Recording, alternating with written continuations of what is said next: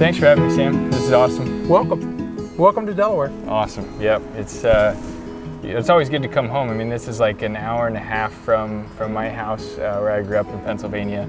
I headed back to Lancaster to have dinner with my parents tonight, and you know, it's funny that we have to travel this far to spend time, but you know, thankfully we don't have to do it often, and when I'm here we can talk about lots of fun stuff. So, oh yeah. So can you tell me more about yourself and why you started the Veterans Watchmaking Initiative? Well, it's an interesting kind of story. I go back to when I started as a watchmaker. I was buying and selling antique watches while I was restoring distressed property. Multiple states. I would buy a house and work on it and sell it. So anyway, I met an old watchmaker who was a Bullitt School grad down in Richmond, Virginia. And after a conversation about why I should keep paying you for doing this, because I think I could do this myself, I was informed that I was too old, I was too stupid, and my hands were too big. That was basically his quote.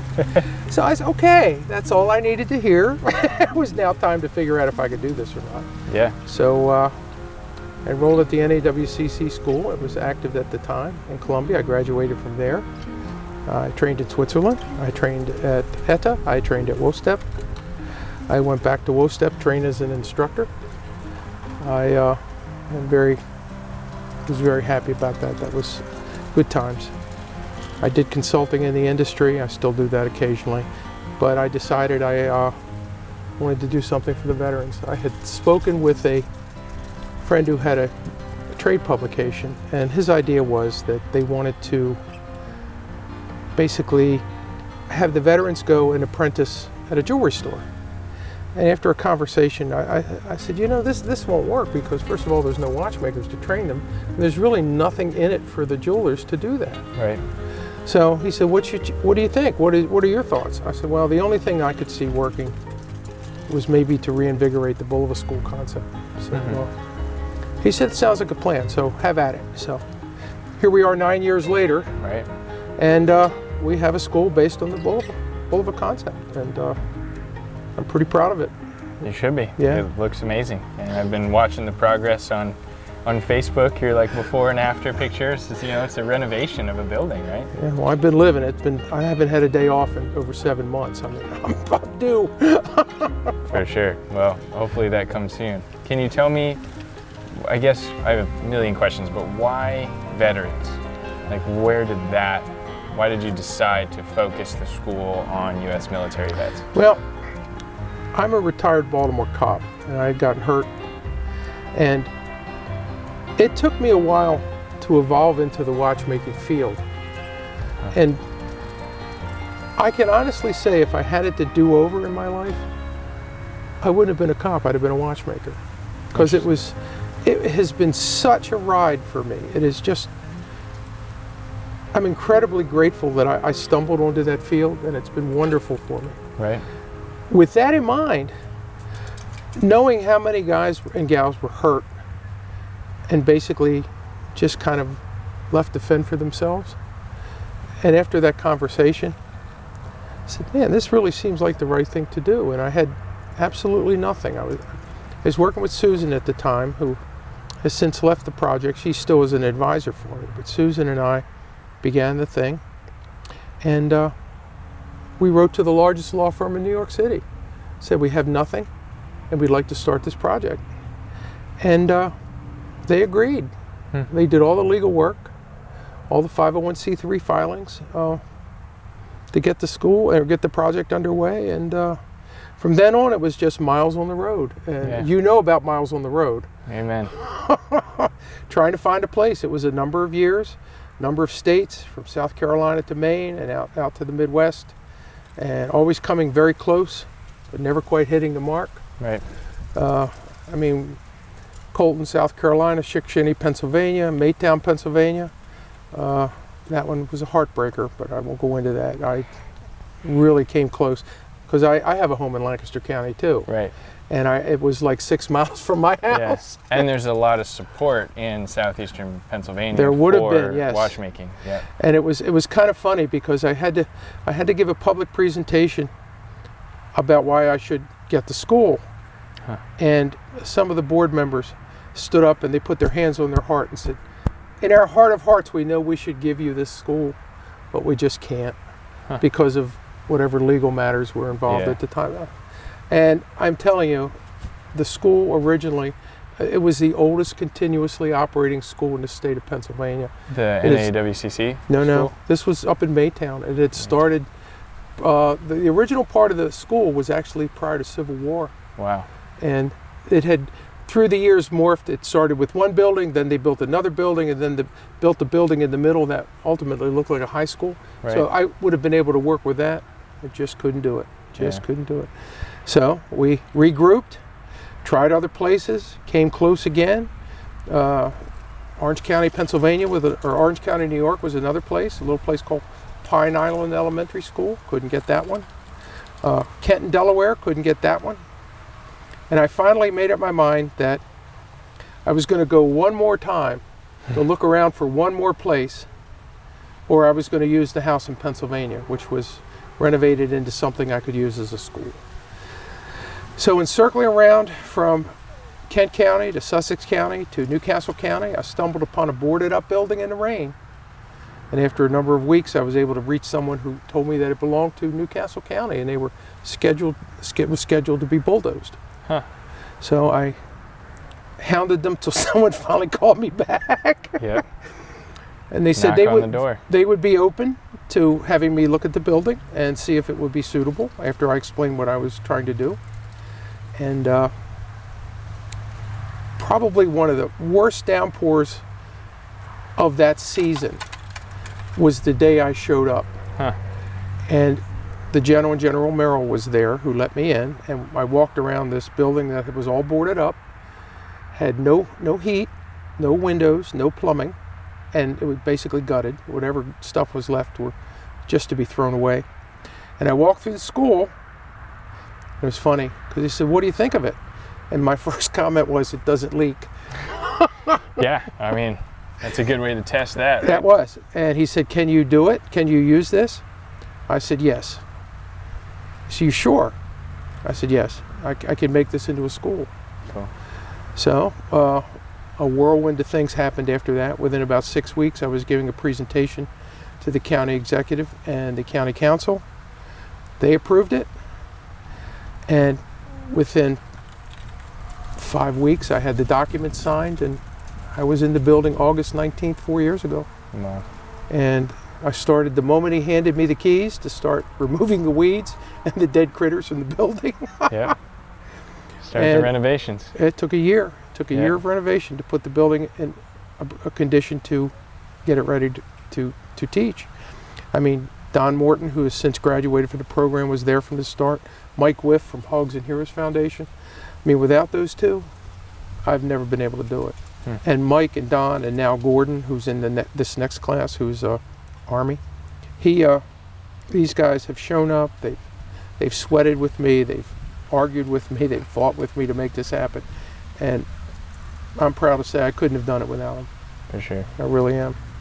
Yeah, that's the biggest thing I've learned in my entrepreneurial journey is if you try to do it all yourself, you're definitely going to fail. And as soon as you let the reins up to some other people, all kinds of awesome things happen, great ideas. Sometimes bad things, sometimes arguments, but a lot of times those arguments turn into, you know what, that's a really good idea. Let's keep talking about that. Well, it's kind of been by committee now as we move forward. And it works for me. I mean, these folks support this project, and it's because they want to. It means something to them, and that's what matters. The group that really supports it now, it means probably as much to them as it does to me because they've become such a part of it. Yeah, and that's what this is all about: is helping these folks. And I mean, it's sad, some of the stories I hear, but we turn lives around, and it just takes time. So how many students can you teach at one time now? In the expanded school, we can handle 21. 21. Yeah, and that's a lot. There's several courses, like several different semesters or... Yes. We start now, we just started a new courts course. Yeah. And I kind of teach that backwards. Normally, in a Swiss training program that comes at the end. Right. But I use the quartz course as kind of a further evaluation of what I'm doing. Okay. So when they come to me, they filled out their documents. I've done the backgrounds on them. I have a good idea of who they are and whether they're medically stable and that type of thing. And then I give them a series of dexterity tests, and we interview and we talk. And if they have a wife or a significant other, I ask that they bring them in because I want them to understand what they're getting into. Yeah. So they really can be supportive, because if it's not good at home, it's not going to happen, because you really have to focus. Yeah. And it's worked out pretty well. And at that point, we start the quartz course, and we run that for 6 weeks. And now with the expansion, we're actually going to add 3 weeks of jewelry repair to it as soon as I can arrange the instructor from up in New York to come down, and we're working on that. I have to thank Rio Grande Jewelry Supply for basically underwriting the project by supplying all the equipment. It was an incredible visit out there with those folks, and yeah, now you have a whole jewelry repair room. Yeah, we do. And they gave us polishing equipment for the polishing room, which is now ready for both watch and clock, or watch and jewelry. And we have the old horology lab, classroom 1, that we're still going to do a second quartz class in, or a second mechanical class in. So we can actually run one at one time, one at another, as soon as I can arrange another instructor. Cool. And so you have that first quartz course after they do some dexterity, basically an interview, right? And then you have the quartz course, and then what? Beyond that, we go through the 6-week course, and I decide who's a good fit. They basically, we make a decision together. Are you a good fit for this? I think you'll work out okay.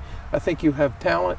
Do you want to continue? If not, they basically have a jewelry technician course or a watch technician course certificate that is marketable in the industry, working at a jewelry store level at the counter, doing basically repairs.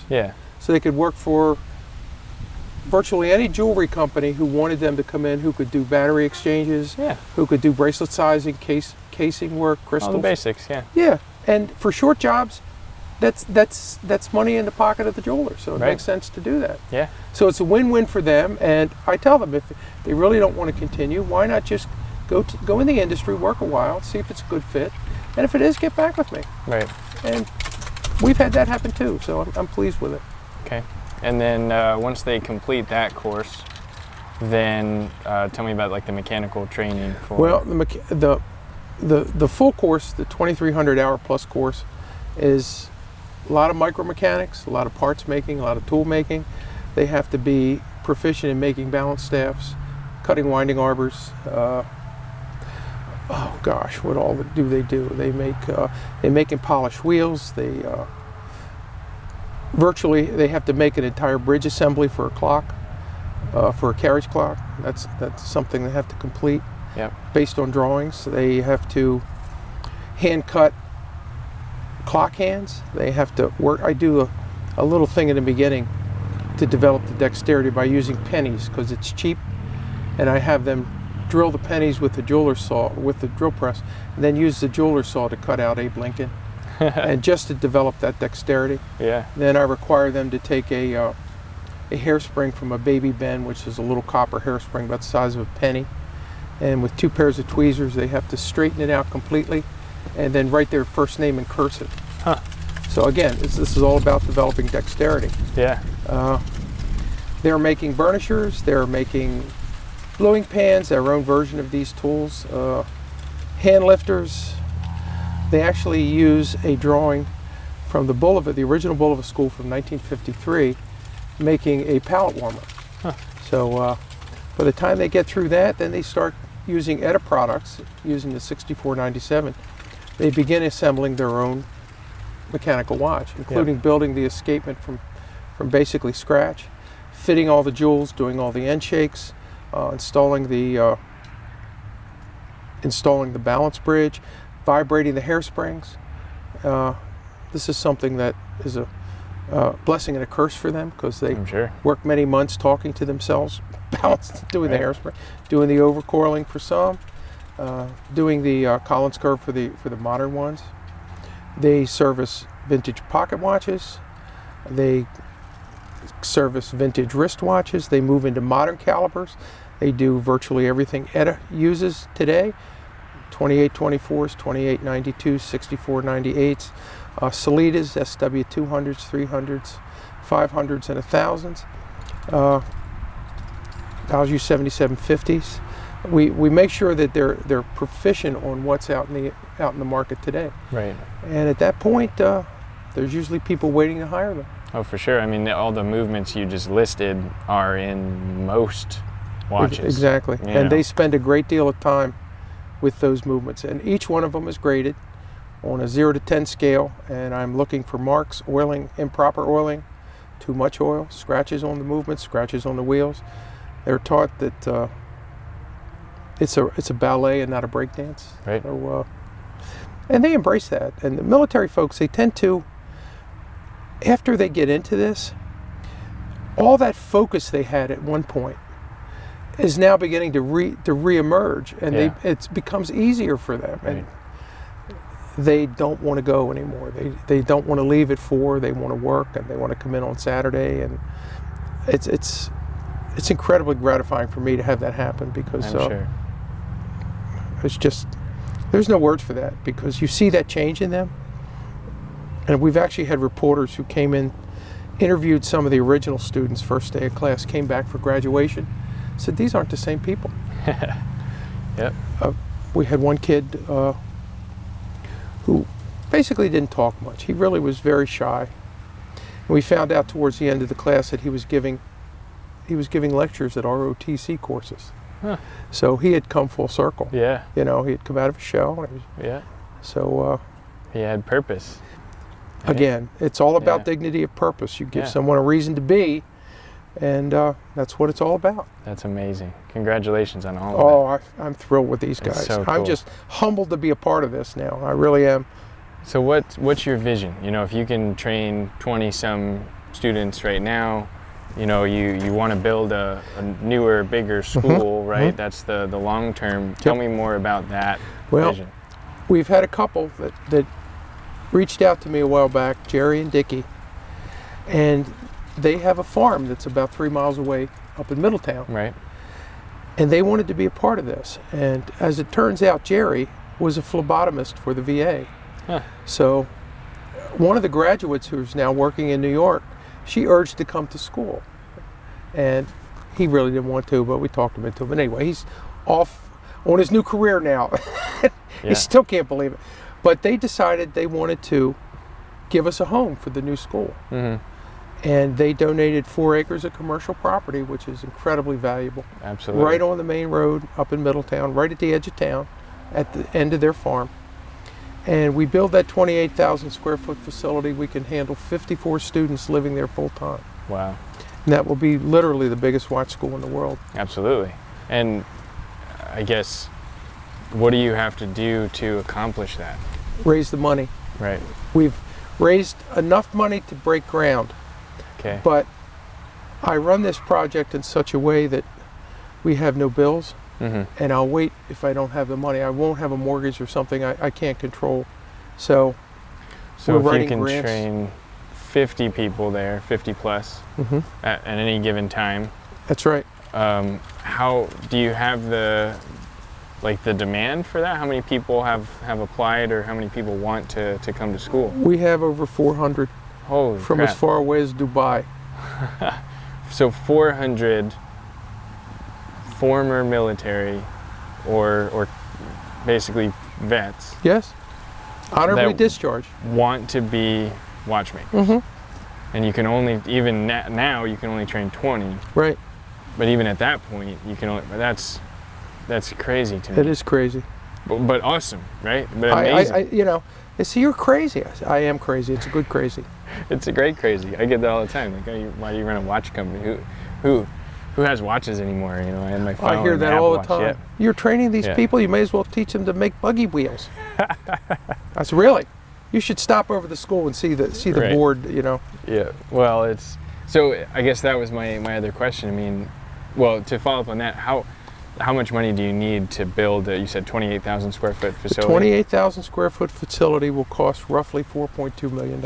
And you're a 501c nonprofit. 501c3 so that's all, nonprofit. Yep. All our documents are on the website. Yep. If you go to the main page and look at the About link, scroll down to Documents, you'll see everything there. And it's something I'm going to do. I am not going anywhere until that I walk in that front door. Then they can bury me under it for all I care. But I'm going to build that school. I believe you completely. I've seen what you've done this far. I'm really excited to see it. What can you tell me about some of your like success stories or current students? You know, like what stories can you tell about them besides the one you already shared? You mean inside? Yeah. Well, we have students that have had significant PTSD issues. Yeah. We have one that's almost completely deaf. Hmm. We have one that's waiting that I would really like to get to Odessa, but I have no place to put him yet. Yeah, needs housing. Yeah, I need housing. Which your new school would have. Yes, they'll live there. Right. And that's what makes that so great. Yeah. But I'm working on housing. Hopefully we can have a resolution soon. But this kid, he's in a wheelchair, and he also is legally blind. Hmm. But he has acuity out about 2 feet. So he can be trained as a watchmaker. Yeah, because he can see. He can see up close. Right in front of him. And there isn't a more ideal person right for watchmaking than him. He can't do anything else. I mean, what else can he do? Exactly. And this is who we're looking for. We get the ones that are basically thrown away. I get that a lot. I get them to stop in. And they come in and they say, the VA said to come see you because there's nothing they could do for me. Oh, man. Which is, when they're at that point, it's really very sad for me, because these are people that, because of what they did, I'm allowed to do what I do, which makes it very special. Yep. So there isn't anything I wouldn't do to help them. So. Well, how can I help you? How can my customers help you? Well, they can certainly donate at veteranswatchmakerinitiative.org or vwmi.org. You can donate right through the site. If you have equipment, anything like that, we're always looking for equipment. And just so your viewers know, we never sell anything that's donated. And we actually store it all. We make sure it's functional. And as we graduate these students, we get a lot of them who really don't want to work out in the public. Right. But they still want to they're passionate about being a watchmaker. Yeah. So we provide them with used equipment so they could work at home. Yep. Because that's how they deal with their PTSD, or that's how they deal with whatever disfigurement they may have, or whatever, something that's not there anymore. And it's really, I don't want them to be stared at, or I just am very particular about that. So we give them whatever they need. Absolutely. And I'm very happy about that. And we've been lucky with some of the major brands have stepped up and helped us with equipment, with parts, movements. I've been really blessed with all this. I mean, these things just, I'm sitting there wondering how it's going to happen, and it seems to just drop out of the sky sometimes. Well, I'm a firm believer in karma, and you've put in the work, and now it's starting to come back to you, I think. Well, you mentioned karma, and I'm a very strong believer in that. And I tell the students, they come into class, and I say, don't buy anything. Don't go buy a lot of things because you don't need them. I will give you what you need. Yeah. And I say, you have to understand the concept of karma. Mm-hmm. And what is that? The new millennium, they're not real familiar with karma. I say, okay, here's what it is. I'm going to give you a set of tools that's well worn, that has been in this watchmaker's hands for 45, 50 years. Most of the time of another veteran from World War II or Korea. He put a family through college. He paid a mortgage with these tools. Yeah. There's nothing but good thoughts with them. Yeah. I said, all you have to do is open your mind a little bit, and you will begin to understand about that. And they have come back to me and said, I've sensed that karma with these tools. And that's good. That's moving on the path of horology. They've taken the next step as far as I'm concerned. That's beautiful. I love it. To me, that's very, very special. Yeah. And new tools are great, but there's nothing like an old pair of tweezers. Well, they don't make things like they used to. We say that all of our tools in the shop are vintage for the most, except our CNC mills, obviously. But all the watchmakers' tools, they're all, we call them original. Absolutely. Just like the movements we use. Well, I have a cute story about Jack Smith. Jack and I, we go back 30 years. He's a World War II vet, airman, who graduated from the Bullitt School. I wandered into Jack's shop in Warrenton, North Carolina, over 30 years ago. And we got to talking. And Jack is very North Carolina. He's got the accent there. I mean, he's just a pip. So he says, son, you want to be a watchmaker? Okay. So he gives me a box that has 3 screwdrivers, a pair of tweezers, and an eye loop. And he says, now son, if you want a bench, you're going to have to buy it. I said, okay. And over in the corner in my shop, there's a heap of wood, and if you all glue that back together, you'll have your watchmaker bench. It only costs you $20. So I bought that bench, and that was the butt of his joke for the next 30 years. Because once I did get it all back together, I found out it only had 3 legs. Oh no. So it spent its entire existence with me up against the wall. He just butted up against the wall and then it... Butted up against the wall. That's it awesome. went through, I don't know how many different addresses. Right. And but it worked. the karma in that bench was unbelievable. Yeah. And I had another young watchmaker who just fell in love with this bench, and you'd pull out the drawers. It had the little glass knobs, and it had pieces of peach baskets in the bottom for drawers. Interesting, yeah. And I said, well, if you want it, you can have it. There you go. But if anything happens to it, you gotta give it back. Or if you don't want it anymore, you give it back to me. Yeah. And he still has it to this day. That's awesome. Well, thank you so much for having me, Sam. This was awesome. Just telling me all those stories is great. I'm going to obviously do the best I can to help in every way that I can, like we've talked about. And, you know, I have a ton of ideas, and hopefully one of them will come to fruition for you. But regardless, well, thank you for your time. I do appreciate you coming. It's and fun. You're always welcome here in Delaware. Thank you. Thank you for having me.